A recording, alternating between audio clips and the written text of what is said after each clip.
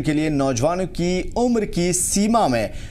इजाफा किया है, बढ़ाया है। 32 से 35 साल किया गया है। रिजर्व कैटेगरी और सर्विस कैंडिडेट के लिए 37 साल और दिव्यांग उम्मीदवारों के लिए 38 साल कर दी गई है। फिर भी रिजर्वेशन पॉलिसी में अमेंडमेंट और ओएम उम्मीदवारों के लिए मिनिमम 50% वैकेंसी को रिजर्व रखने की मांग अभी भी सुलझी नहीं है, लेकिन फिर भी उसके बावजूद एक बड़ी राहत है उन नौजवानों के लिए जो उम्र की सीमा या उम्र गुजरने के साथ साथ इस बात से चिंतित थे कि अब उनकी उम्र निकल गई, लेकिन सालों साल और बरस से जो मेहनत कर रहे थे उनके मेहनत का कोई फल नहीं मिला या फिर उन्हें मौका नहीं मिल पाया किसी तरीके से एग्जामिनेशन, कॉम्पिटिटिव एग्जामिनेशन में बैठने का, अपनी किस्मत को आजमाने का, अपने मुस्तकबिल को संवारने का। तो जम्मू कश्मीर एडमिनिस्ट्रेशन सर्विस में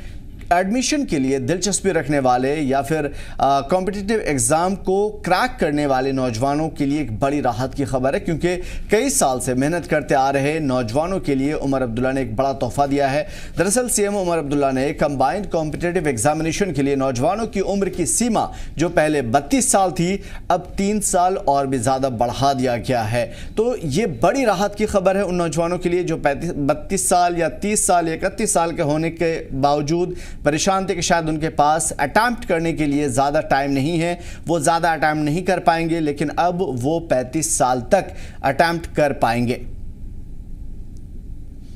श्रीनगर का रुख करेंगे, हमारे साथ मीर उमर इस खबर पे जुड़े हुए हैं। मीर, जो कॉम्पिटिटिव एग्जाम में बैठने वाले नौजवान हैं उनके लिए बड़ी राहत की खबर है, तफसीलात चाहेंगे आपसे।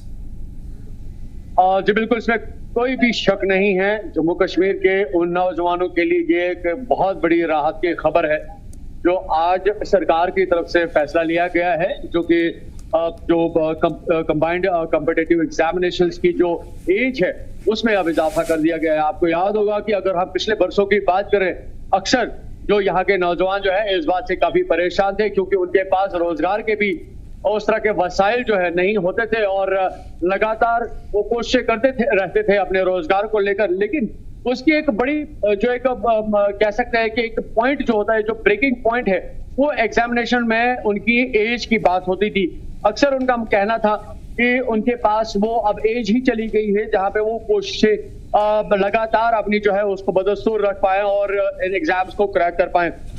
जिस तरह से आज सरकार की तरफ से ये फैसला लिया गया है जिसमें जो कंबाइंड जो कॉम्पिटिटिव एग्जामिनेशंस होती हैं जिसकी एज जो पहले है